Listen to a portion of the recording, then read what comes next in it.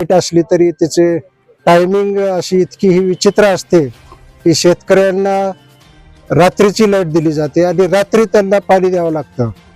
हा विषय आहे.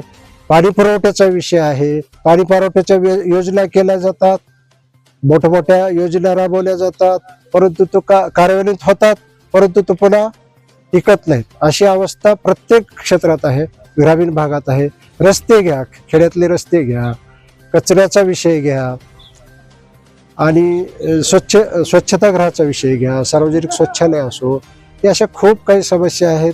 आणि सर्वात ग्रामीण भागात जी काही म्हणजे जडलेला रोग म्हणला तरी चालेल की आता इथल्या लोकांना असं वाटायला लागलं की बा खेड्यातलं शिक्षण काय म्हणजे योग्य नाही, शिक्षणाचा दर्जा तेवढा टिकलेला नाही. प्रत्येक जण आपल्या मुलांना शहरात तालुक्यात शिक्षणासाठी, ह्याचं कारण असं आहे किंवा इथं जी काही सुविधा मिळायला पाहिजे ग्रामीण भागामध्ये शिक्षणाच्या त्या सुविधा पुरवण्याचं काम मी जर निवडून आलो तर म्हणजे करण्याचा निश्चित प्रयत्न करील.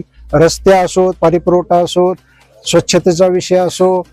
आणि आमच्या गावामध्ये पाहिलं तर जातीयता हा विषय नाही. तुम्ही बघा, म्हणजे इलेक्शन पुरतं थोडंफार राजकारण कुठेही चालतं, पण इलेक्शन संपलं की आमचं गाव एकमेकाच्या लगेच मतदान संपलं की एकमेकाच्या खांद्यावर हात टाकतं. असं हे आमचं गाव आहे.